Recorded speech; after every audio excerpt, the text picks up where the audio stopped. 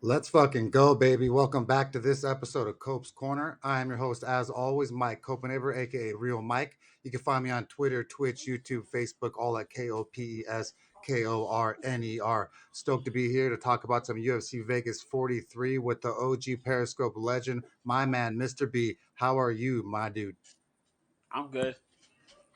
Hold Stoked up. to have you here, my There man. you go. Haps has went through a little bit of changes, and then it made things throw some curveballs at me. But it's all good. I was a baseball player my whole life, and I smacked that curveball out of the park. Now we're using OBS. We dropped the intro on there. I know it's reversed on Haps, but on YouTube and everywhere else, it should be plenty money. But how's your family doing, Mr. B? all good, man. All good. No complaints here, man. Nice. Just Well, living good, man. I just sorry that the show didn't go down on Wednesday night at 6 p.m. Pacific time, 9 p.m. Eastern Standard Time. I had another baby boy, Hazen Ray Copenhagen, came into the world on 11/17. So I was super stoked to watch my boy come into the world and be with my lady and my other boys. So, but with that said, I don't like to be professional and make sure that my fans and all those DJs get the bets that they need for this weekend's UFC. With that said, we're gonna have the weekend. The fights this weekend is UFC Fight Night Vieira versus Tate, also known as UFC Vegas 43. Should be a bit about a good bunch of fights, even though there aren't a bunch of names that a lot of people will know. But for us MMA fans, there's a plenty to get into.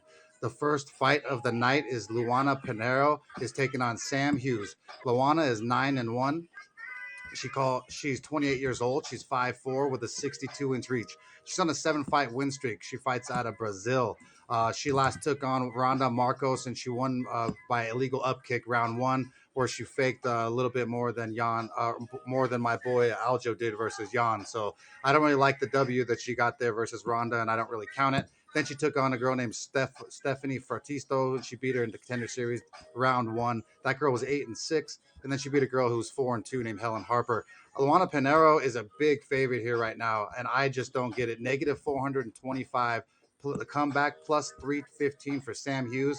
This is low level women's MMA. Let me get into Sam Hughes. Sam Hughes is 5-3. She calls herself Sam Page. She's 29 years old. She's 5'5" with a 64.5-inch reach. She's on a 2-fight losing streak herself, fighting out of Washington. She last took on Loma Lookboom, where Loma came in, looked really good. Beat her by unanimous decision, and then she lost to Tisha Torres, the Tornado, in round one by doctor stoppage on an eye injury. So Sam Hughes has kind of had a rough road into the UFC. This should be a lot easier bout for her. I cannot lay down the money on Luana after she played, Hollywood Oscar nominee. So I'm gonna go with Sam Hughes. Do not bet this fight. I'm just going dog or pass. What do you say about this fight, my man, Mr. B? Ooh. It's a good fight, man. Good fight.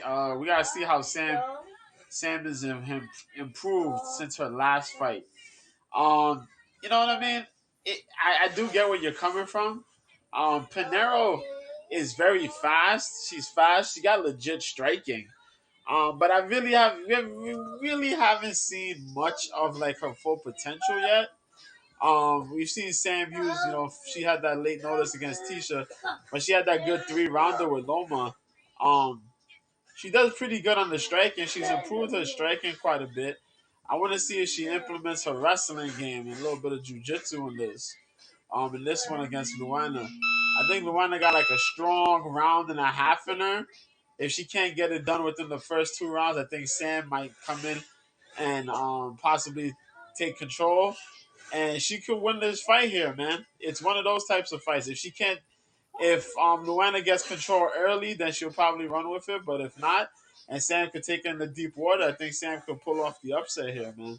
Yeah, like I said, I just cannot throw $425 on Luana Pinheiro after what she did with Marcos to win 100 measly dollars. So it's dog or pass there, but I don't bet Yeah. level women's MMA.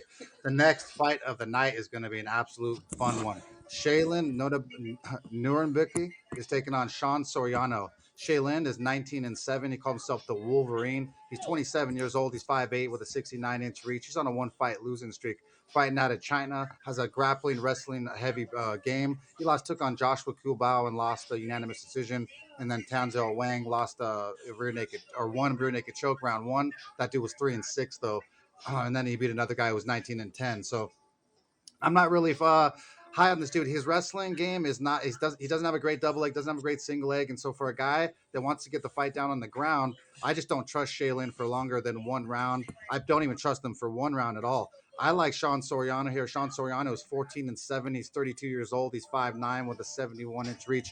He's on a one-fight losing streak, though. He fought Christos Galgos and looked really, really good. Had Christos Galgos wobbled a few times in round one.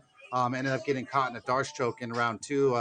Really, really sucked, man. He looked really good, but this dude trains with Usman, trains with a lot of high caliber wrestlers, and so I really like this guy Sean Soriano's game. I like his striking. He has not really showcased all that he can do in the octagon. The money line is a negative 265 with a plus 210 comeback for Shaelin. I'm going to be throwing down the money line on Sean Soriano. That I'm going to put in $265 on his money line. I'm also going to be throwing down on the prop line for the TKO KO. It's a plus 175. So I'm going to be throwing down a half a unit also on Sean Soriano wins by TKO KO at the plus 175 number. So half a unit at the plus 175 TKO KO. Sean Soriano wins by it. And a money line at the 265 mark. We'll be throwing 265 on the money line for Sean Soriano to smoke Shaelin. What do you think about this fight, Mr. B? This is a good fight for both guys. Soriano will be making that move down to featherweight, so I'm really hyped to see that because he had that last fight against Giagos. That didn't go well for him. I like to see him back at the featherweight. He's pretty good, yo. This guy, Shaelin, his fight with Koulibaly was weird because he was wrestling, but I don't know if it was his fight IQ or what, but he just looked so awkward, man. Um, and he got tired really quick. That too, because he was aggressively wrestling. Um, could he probably get this done? Probably, but I think this will be the type of fight where Sean Soriano bounces back from a loss, especially the type of loss that he took against Christos his last fight. Um, I'll see him coming in here, weathering a little bit of a wrestling storm and trying to put his own little twist on this fight here. I can see him carrying this, getting a decision or a late finish here, man. But I could definitely go with Soriano on this one. Yeah, I just think that Sean Soriano's striking is just light years ahead of Shaelin, and also the wrestling practice that Sean Soriano gets with all of his world class teammates. Man, you can't hate Right. on that. The next fight of the night is Cody Durden takes on Quailing Iori. I will let you jump into that one first, my man. Oh, cool, man. This is a very, very good flyweight fight, man. Between Iori and Durden. Durden being 11-3-1. The young man, 30 years old, with a 67-inch reach, man, 5'7". Training out of American Top Team Atlanta. There you go. Funny thing, they said the league Lima's his head coach, which is crazy. But yeah, his last time we seen him fight was like at the end of last year. He fought Jimmy Flick. Unfortunately, I think that was Flick's last match because Flick retired, if I remember correctly. Flick is like done with MMA, I think. But yeah, he lost to that flying triangle choke of Jimmy Flick, flicking his damn jujitsu. But before that, he had a draw with Chris Gutierrez. Then outside of the UFC, before he got picked up, he beat John Sweeney and Baron Webb. Won by TK, and I think the other one was a rear naked choke. Yeah. Good wrestling skills this guy Cody Durden has. He could grapple. He could wrestle with people, man. For real, for real. He just got caught by a flick. He has good boxing skills. And his wrestling game mixed in with some of the jiu-jitsu, you know what I mean, causes a threat, a serious threat. He's up against the Mongolian murderer Quileng Iori, who was 18-8, 28 years old, 5'7", with the 69 and a 69.3-inch reach. 69 inch, 69 inch, 69.3-inch reach. Out of China, training with Zingdu Martial Arts Club. Um, part Mongolian. His his last loss was against Jeff Molina during UFC 261. Usman versus Masvidal 2. I remember that one. Pretty well. Molina kind of worked him. Um, Pretty good fight though for him. Somewhat in a way. He landed those shots, but he got worked quite a bit. Before that, he beat this guy by the name of Krizi Abdullayev and Amirlan Amirov in his WLF Wars promotion. Other than that, man, Cody Durden's coming in here to wrestle. Iori's coming in to throw big shots. I'll tell you that for a fact. He's coming in to throw big shots. He's susceptible to getting taken down though, because he overcommits to these damn hands that he's willing to wing. He takes good punishment, but yeah, he dishes. If he connects, it's problematic.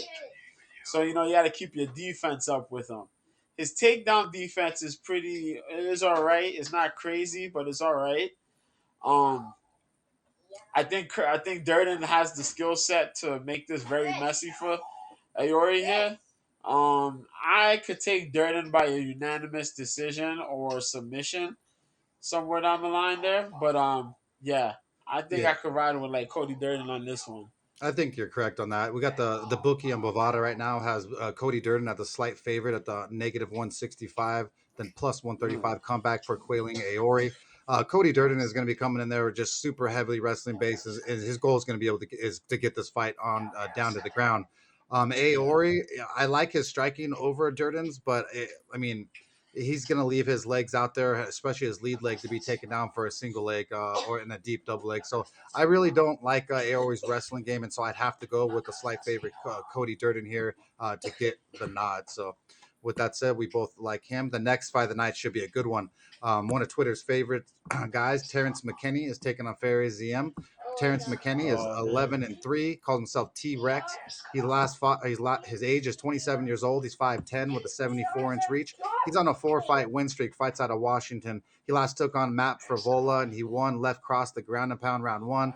Then a dude, Michael Ortiz on LFA at 109, he beat him round one. And then another dude, yep, Gavino, beat him round one with a kick. So this dude's been, he's fun when he's the hammer. And when he's not, he's not. He definitely has a jujitsu weakness, if anything. He's taking on a guy named Ferez Yem, who's a smile killer. He calls himself 12-3, 24 years old. He's tall, 6'1 with a 75-inch reach. He's on a 2-fight win streak fighting out of Bulgarian top team France. He last took on Luigi Vendramini and he won a majority decision. Then Jamie Malarkey won a unanimous and then lost to Don Madge, unanimous decision. Don Madge is pretty decent, so you can't really hate on that. right. Ferris DM is going to have a reach advantage. He's going to be a little bit taller, but man, I like Terrence Mckinney here. I just like his all around game. I like his striking. I just think he's more fun and got a bigger heart. So at the negative 105, the bookies have Terrence Mckinney as a slight underdog for the negative 115 comeback for Ferris ZM. I like Terrence McKinney here to roll. What do you say about this fight, B? I totally agree with you. I'm taking Terrence McKinney as well. I feel Terrence McKinney is going to steamroll through Ferris Zion. Um, Zion is a pretty good striker. Credit to him, he's a good striker, but he ain't gonna be able to deal with the wrestling that McKinney's gonna bring in. Just his speed and explosiveness is gonna be too much for Ferris. If McKinney just connects with one or two shots early, it's gonna be problems for Ferris. Agreed. Yep. I think McKinney's just gonna go in there, do work, wreck this man, and pick up another win. That's how I feel. Yeah. Simple as that. I don't even want to disrespect Ferris in that way, but it's just that the wrestling, the explosiveness of McKinney. Yep. I don't think Ferris is gonna be able to establish something where it's like, okay, I'm gonna overwhelm him and I got him, or I'm gonna try to use a wrestling game because he's picked up a little bit of a wrestling game, but it's not McKinney's wrestling game. Yeah. McKinney's too strong of a guy, man, and too explosive. I feel that McKinney's going in there to pick up another big win, man, Yeah, I agree. for sure. The athleticism and explosiveness goes to McKinney, and the heart. I feel like Terrence McKinney's got a little bit more heart. So no bet Yeah. here, but I just like that one. The next fight of the night is Loma Lookboomy versus Lupita Godinez. Loma, she is small and feisty and a good little fighter for being 6-2. She's 25 years old. She's 5'1", 62-inch reach. She's on a 2-fight win streak. Fights out of Tiger Muay Thai. Love a great stand-up game, decent takedown defense. She last took on Sam Hughes and looked amazing. Unanimous decision, actually dominated her, but that was Sam Hughes, so Yep. it is what it is. Jin Frey, she won unanimous decision. That one, I actually Yep. gained a little bit of respect for her after she beat Jin Frey. Especially the Yeah. longer, a little bit more reach advantage Jin Frey. But then she lost to Angela Hill, which is a veteran. You can't really hate on losing to Angela Hill in No. your second fight into the UFC. So Loma Lookboom right now is the underdog to Loma Lookboom is the underdog to Lupita Godinez. Lupita is a negative 170 favorite, plus 140 comeback for Loma. Lupita, she calls herself Loopy. She's 6-2, 28 years old, 5'2", with a 61-inch reach. She's on a one-fight losing streak. She has been fighting really frequent recently. She's becoming like the new cowboy. She last took on Luana Carolina, and she lost unanimous decision, but she went up in weight class. Then she fought in her weight class, won by armbar round one against Sylvia Gomez Juarez, who was 10-2, and then she lost to Jessica Penne, a split decision, which I actually thought that Lupita won by slamming her all over the cage, but that was just me. In this fight here, man, everyone likes Lupita and everyone's talking about this and that, but I think people are overlooking Loma Lookboom here. I think that her striking is better than Lupita. I think she's more diverse. I think that the only problem that Loma might have is in a clinch, that if Lupita can just smother her and not let her get space to strike. But Loma moves really well. Like I said, takedown defense is pretty good. She's been in there with the upper echelon of the sport, so I like the underdog here. So I'm picking Loma Lookboom to upset Lupita. What do you say, B? Yeah, this is one of the things I was here in my late night session the other day when I was talking about this, like Yeah, renting and whatnot. Freaking yeah, man. Lupita Godina is picking up these fights in a really fast manner, man. She's gonna come in here trying to carry some of this momentum and whatnot, on and off, but just the activity altogether, strong wrestling game. I worry about her getting into these clinch scenarios though with Luke Bombi. Luke Bombi has these knees and these tie elbows, man. I'm not sure if Loopy's ready for that type of storm if Loma gets in that clinch range with her. You know what I mean? That's where Lupita's strength is, though, to get those takedowns in the dirty box, whatever and whatnot. But yeah, man, Loma's improving a line of stand up and trying to build that takedown defense. And she did all right with Sam Hughes there.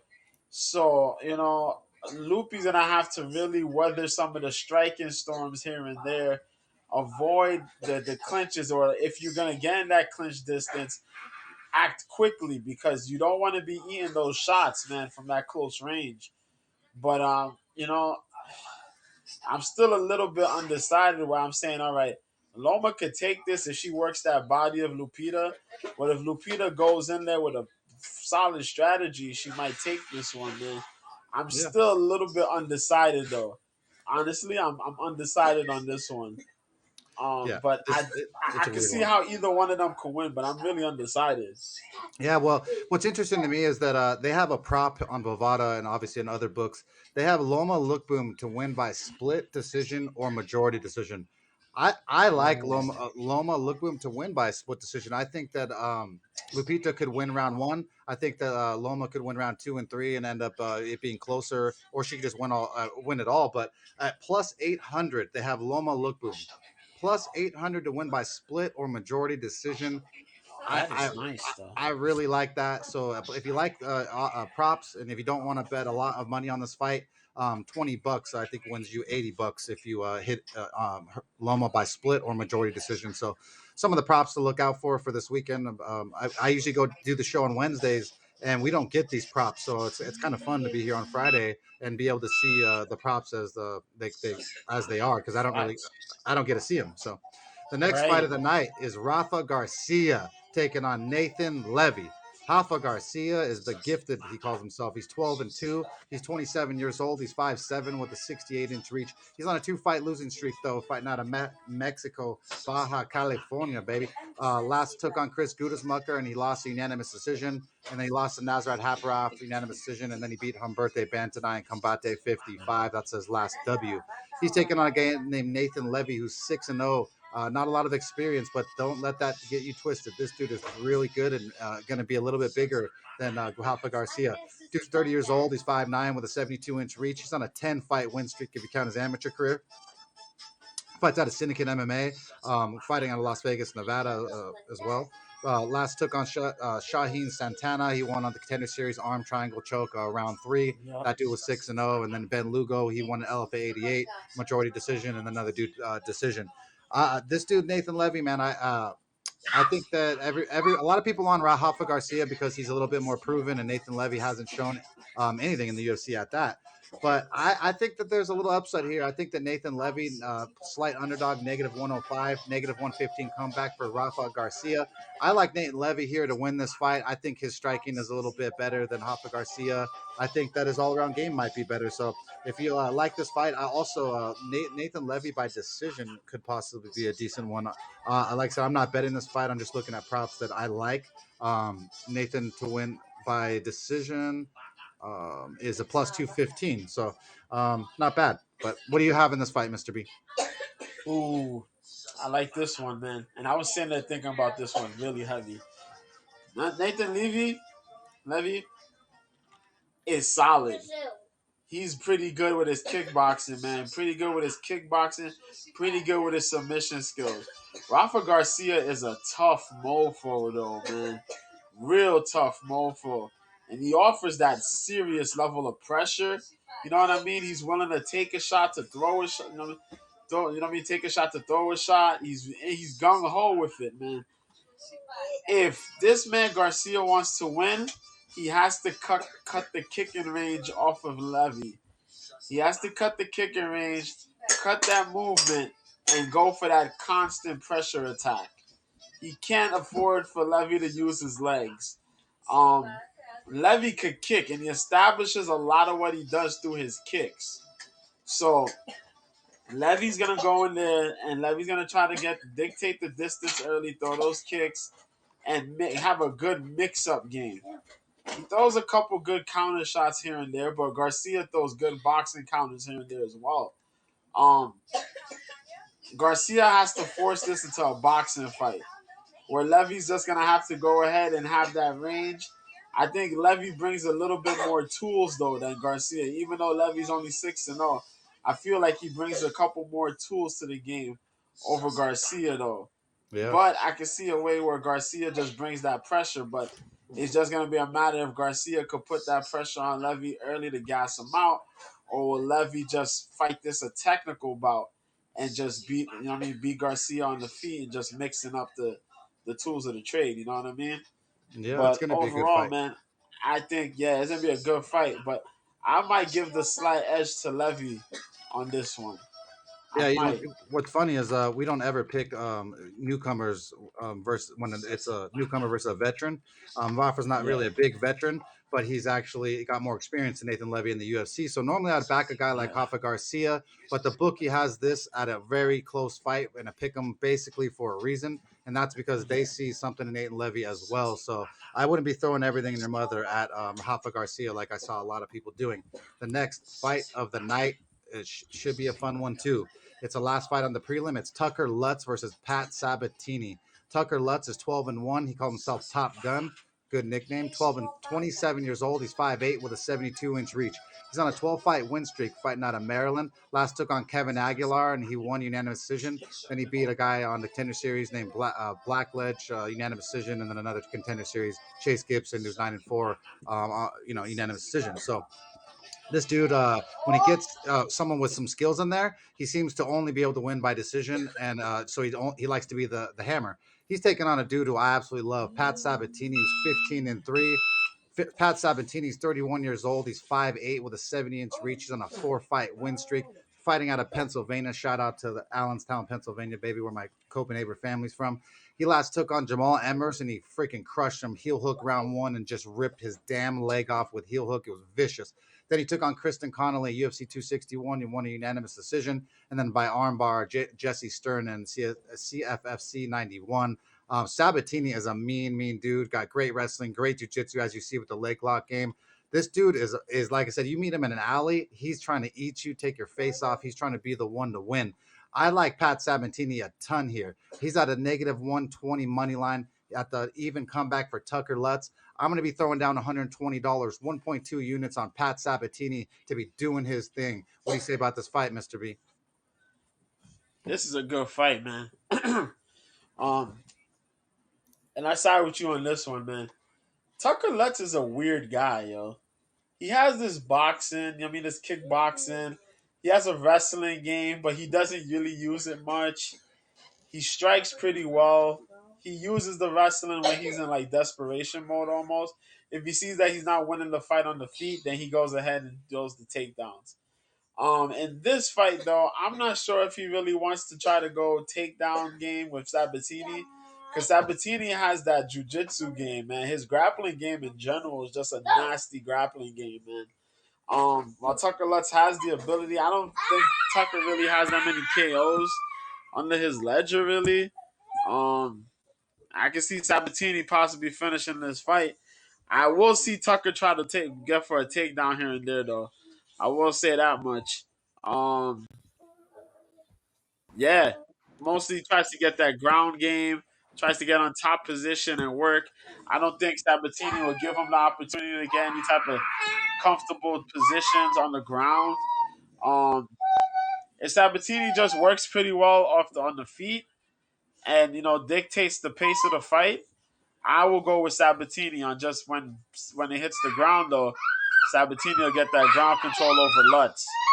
Yeah. Um, I Yeah. just feel I feel like Tucker's gonna come in and try to throw some of these shots here and there, but I just feel that Sabatini will come in and get those necessary takedowns to get the control. Yep, I Yeah. agree, man. I like Sabatini a lot here, so I'm throwing down to 1.2 units on Pat Sabatini to do his thing for Cope's corner. Next fight of the night is Adrian Ynez taking on Davy motherfucking Grant. This is gonna be a Yes. banger, man. Adrian Ynez, 14-3. He's 27 years old. He's 5'7" with a 70-inch reach. He's on a 7-fight win streak, fighting out of Houston, Texas, baby. Shout out to the Texas barbecue out there. Last took on Randy Costa. He beat him punches in round 2. It was a sick fight back and forth. Then he smoked Gustavo Lopez round 3, our boy. And then Victor Rodriguez, he smoked him head kick in round 1. He's taking on the OG veteran Davy Grant.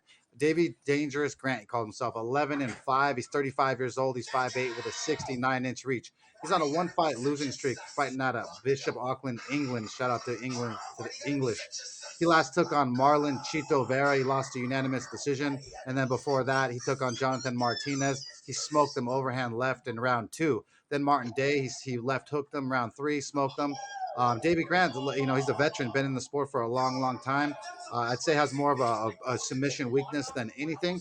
Davy Grant's going to be bigger than Adrian Ynez. He's got more experience. This is one of those fights where the line is just a little bit off to me. It's disrespectful to the OG veteran that is Davy Grant. It's a plus 240 comeback on the underdog for Davy Grant, negative 310 for Adrian Ynez.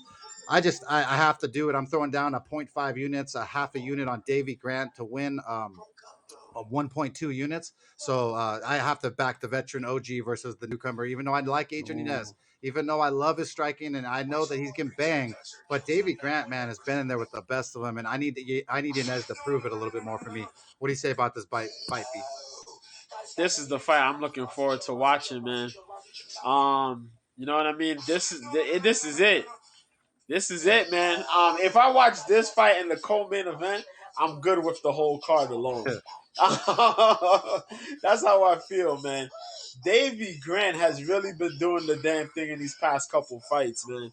And Adrian Yanez, he's been the guy right now. You know what I mean? The kid got quick hands. He's throwing these crazy combinations. He's showing his heart and toughness against Randy Costa his last fight. Um, this is gonna be another step up, man, for him and Davy, because Davy could box, man. Mm-hmm. Davy's striking has improved quite a bit, and he's KOing fools here, man. I like Davy's combination where he goes for the body into the head. He's been getting a lot of people KO'd with that same combination, and it's interesting to me, you know what I mean? Because Davy's been in those wars these past couple fights. Even though Yanez is a little bit younger as far as in his UFC tenure, um, and competition, getting up in the competition now, I might, I'm saying like, you know what I mean? I might go for Ynez.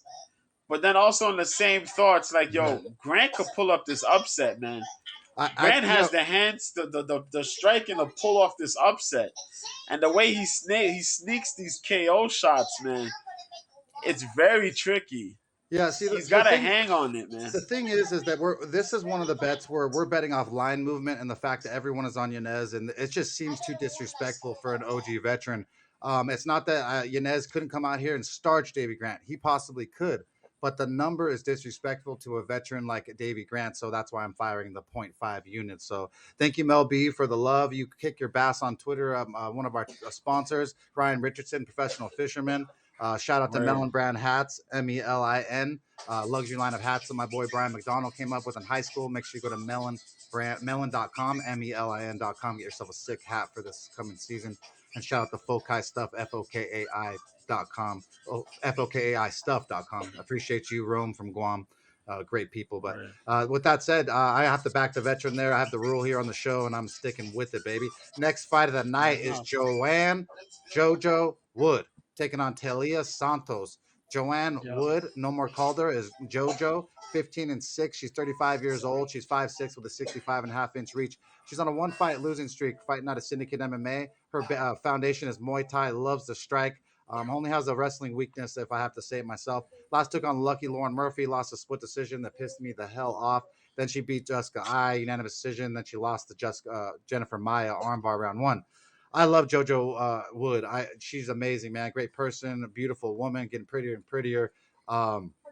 Great fighter too. At that, she's taking on the newcomer, newer comer Talia Santos, who's 18-1. All the hype and all the smoke is with her. She's 28 years old, 5'6", with a 68-inch reach. 3-fight win streak, fighting out of Brazil. Last took on Roxy in one unanimous decision. Everyone's all high on that win, but Roxy's Roxy, and you can't even get high on that. She beat Jillian Robertson by unanimous decision. That's decent. And then Molly McCann by unanimous decision, and that's all right. JoJo Wood here is being a little bit, I think, I believe she's being disrespected as well. Yes, she is. Plus 270 underdog for Joanne Calderwood versus Talia Santos. That's crazy, man. The veteran Joanne Calderwood. Let's see what the decision win is for her. Joanne wins by decision is only a plus 350, yet she's a plus 270 underdog. So it shows you there's some value on Joanne Calderwood in general, because even the odds makers are thinking that she could possibly do this the decision. I'm going to pick Joanne Calderwood here, or JoJo, or Joanne Wood, just because she's the veteran. I can't trust Talia Santos, after, she's not beating enough people, man. I just can't. So I'm picking Joanne Wood. Who do you got here, B? Man, um, Talia Santos, man, she's looked pretty good in her fights. She showed her Muay Thai striking. She's showing her improved grappling game. You know what I mean? Her wrestling somewhat. She has a good grappling game. But I always stick to Joanne Calderwood, man. Win, lose, or draw. Yeah. I like Joanne Calderwood. I think she's gonna bring in a something different this time around in this fight. She gets, if anything, that's her one problem is that she has these slow starts in fights. She tends to start a little bit slow, and then she picks up the pace later on. Um, she's done that in her fights previously. You know what I mean? But when she's on, man, she is a dangerous, dangerous lady. So I'm looking to see her come in here, put on some takedown, a little bit of a takedown defense. Try to start with a little bit of pace, a quick pace, and just outstrike Santos. I think she could do that. Just avoid Santos's, if anything, Santos's mid-range game somewhat. Try to take over in the clinch positions and just put your Muay Thai to work, man. Simple as that. Um, when Santos takes people down, she's mainly just using to get the position. She doesn't really do much off the top position. She's just there. Um, she did fight who's it, Mataferi, and she didn't work as much off the top as I thought she would. Um, so I think Joanne Calderwood could do more than enough to try to wrestle and mess that up, disrupt her, and get those shots in there, man. Yeah, I'm hoping for Joanne to come and do work, man. I Just do agree. work. If I wasn't So firing hell so with many that. bets already, I would probably throw down at least a half a unit on Joanne Wood. But I think I have a little bit of biasness for her, so I don't want to throw a bet on emotions. The next fight Yeah. of the night is Ronnie Yaya taking on Kyung Ho Kang. You want to break this one down first, B? Oh sure, man. Where's Jason was on here? Where's Jaw was on here? Cause Jaw would have been talking about Yaya and Chase BB fighting. But yeah, man. Ronnie Yaha, Kyung Ho Kang, man. A bantamweight bout. Ronnie Yaha. The story of Ronnie Yaha, man. Years ago, probably like a decade now. Ronnie Yaha showed up in WEC and was just tearing people a new one with his jiu-jitsu. 27, 10, and 1, man. One of the more decorated guys in the as far as jiu-jitsu goes in MMA. He's on that Maya level, that Damian Maya, what's that dude, Vinny Magalesh type levels of jiu-jitsu grappling, you know what I mean? 36 years old, 68-inch reach, 5'6", representing Brazil. Currently on a one fight win streak out of that constrictor team. I forgot who was on that constrictor team too. But early this year, he fought Ray Rodriguez. I remember that. He had that arm triangle choke, round two. The Barzola fight was a draw against Enrique because Enrique put that wrestling on him. Ricky Simon, he lost by unanimous decision again because that wrestling was put on him. But then he had a 3-fight win streak before that, being Luke Sanders, Russell Doan, and Henry Briones, all by submissions. Heel hook round one, arm triangle choke, and Kimura. As I said, my Yaha is a very, very decorated jiu-jitsu guy. That man will grab the shoes off you if he could. Um, he's going up against the 17-8 Kyung Ho Kang, though, man. Um, Mr. Perfect himself.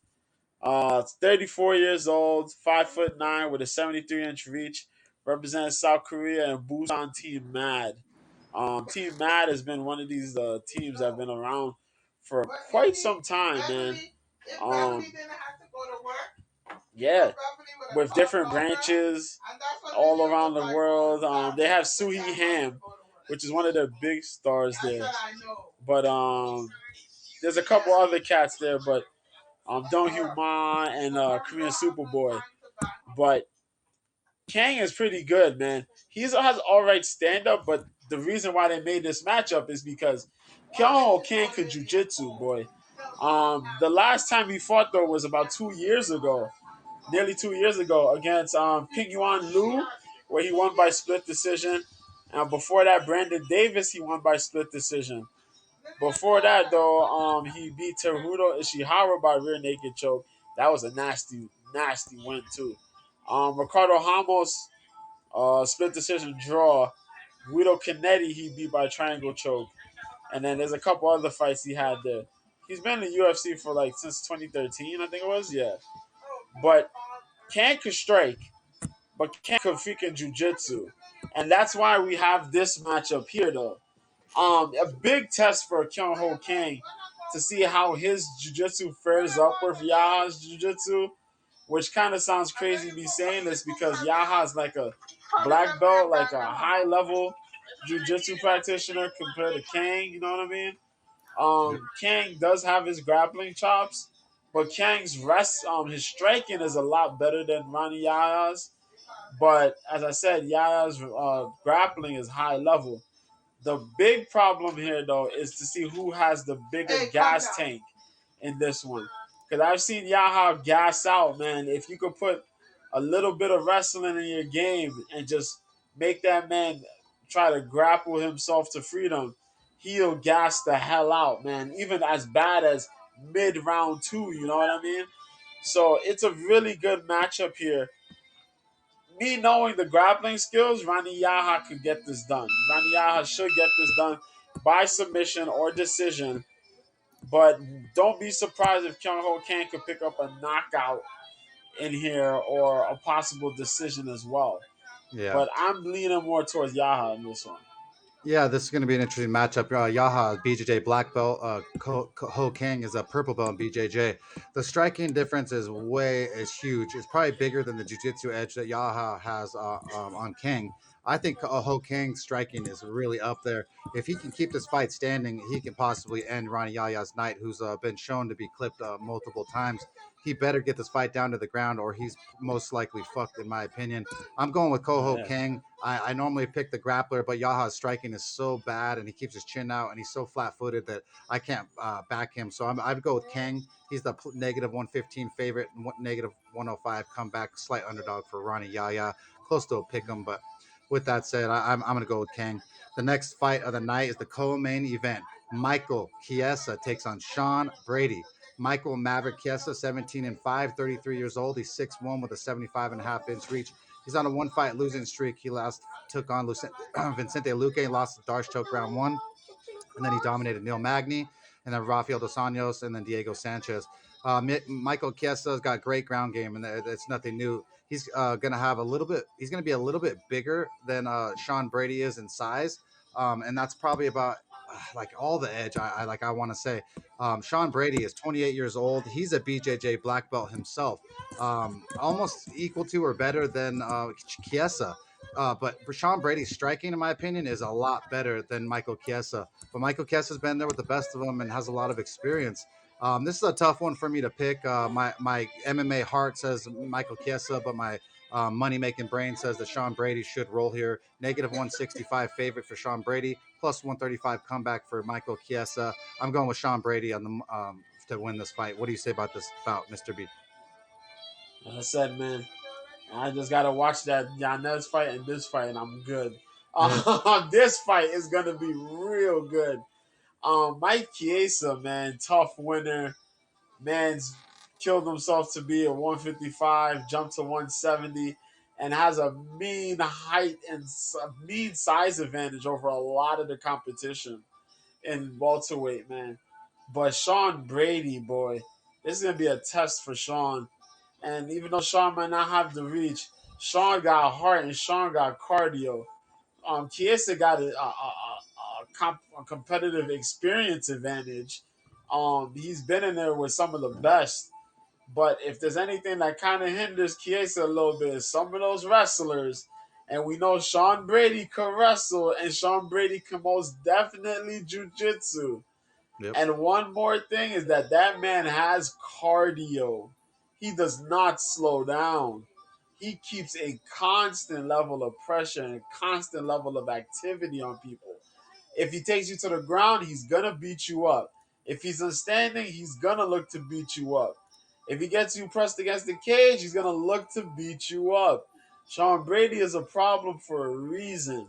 And unless Chiesa can manage to get this guy tangled up, Brady's going to run right through him for possibly 3 rounds, man. Yeah. Um, Hmm. it's a tough fight for Mike because Mike, as long as he is and as big as he is, he has a problem with wrestlers, man. So just the straight up wrestlers, and Sean Brady has that and that jujitsu. And even though Chiesa is a little bit of a wrestler himself, Brady's just a tank, man. Yeah, he So you is. know what I mean. I'm gonna lean towards Brady as well on this one, man. Yeah, No it's disrespect to Mike, man. If no. Mike gets a submission, pretty cool. But I don't know if you're gonna be long jabbing forever on this one, man. That long jab can't save you forever in this fight, man. No. I'm sorry to say. Yeah, so with that said, Uh, we both have Sean Brady in the co-main event. Then the main event of the evening is Caitlyn Vieira takes on Misha Tate. Caitlyn Vieira is 11 and 2. She's 30 years old. She's 5'8 with a 68-inch reach. She's on a one fight losing streak fighting out of Brazil. Last took on Yana Kuniskaya and lost a unanimous decision and is disgusting. Then she beat Sajara Eubanks unanimous decision, and then she lost to Irene Aldana left hook round one, where Irene Aldana starched her. Caitlyn yeah, Vieira is going to have a tough task here. Misha Cupcake Tate, 19 and 7, 35 years old, 5'6 with a 66.5 inch reach.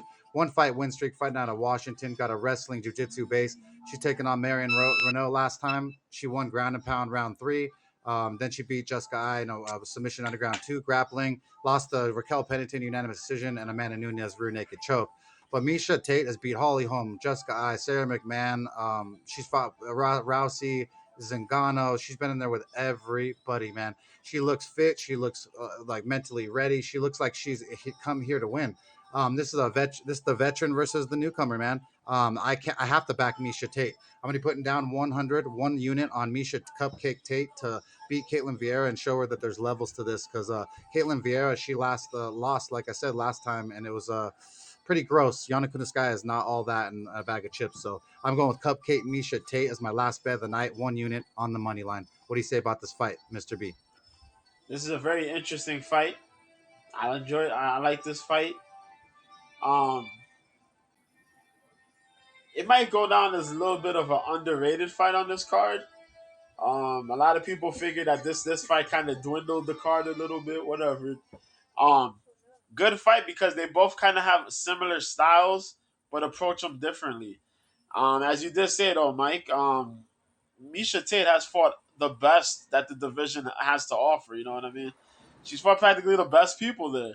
She fought Ronda Rousey twice. She beat Holly Holm. She fought Amanda Nunes. She's fought Sarah McMahon. She's fought all these people. You know what I mean? In the division.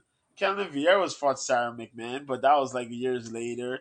And we know how Sarah McMahon is. And then, she fought Shajara Eubanks. She beat Eubanks, but she got knocked out by Irene Aldana, and she had that horrible fight with Yana Kuniskaya. Jesus Christ. And so, you know what I mean? It's going to come down to wills. Now, Caitlyn uses her size to get grappling, but Misha Tate is a natural wrestler. So she goes in there with that with a lot of ease. Caitlyn does have a judo background, so she kind of likes to use that a little bit to get these nice little trips, sweeps, and whatnot, and implement those in her takedowns. But Misha Tate's been used to some of those things. I don't think you could really much set those things up in a manner where Misha Tate's not going to pay attention to those. She's had too much wrestling experience. The striking though is going to be a lot different. Misha's striking got a lot better during the time off. So I don't think Caitlyn's going to be able to smother her with constant strikes. Caitlyn does get a little bit too aggressive, and I think if Misha's polished off that striking, as well as she did with her return fight, I think she could catch Caitlyn slipping a little bit, implement that wrestling, put it on her in those later rounds. You know what I mean? Because Caitlyn shows that she kind of gasses in that third compared to Misha, who's fought those 5 rounders as well. So you know what I mean? I kind of like Caitlyn, but I'm going with Misha on this one as well because of the experience. Misha's come back with a brand new level of motivation. I think she gets this done, man. I don't even think we see a decision in this fight. Yeah, possibly not, man. I mean, it's going to be a good one here. But with that said, man, that's UFC Vegas 43, which is Caitlyn Vieira versus Misha Tate.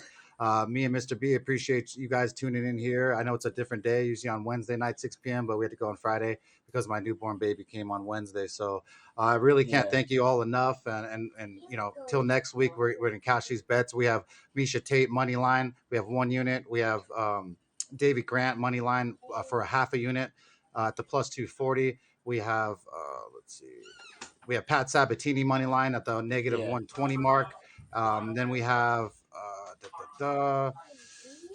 Sean Soriano. We have him at the money line, and also for TKO KO, he's a negative 265. So those will be the bets for Cope's Corner this week. I really can't thank y'all enough for tuning in to me and Mr. B. I appreciate you Facts. being here, my man, Mr. B, as No always. And problem, man. until next time, let's fucking roll. Let's go, man.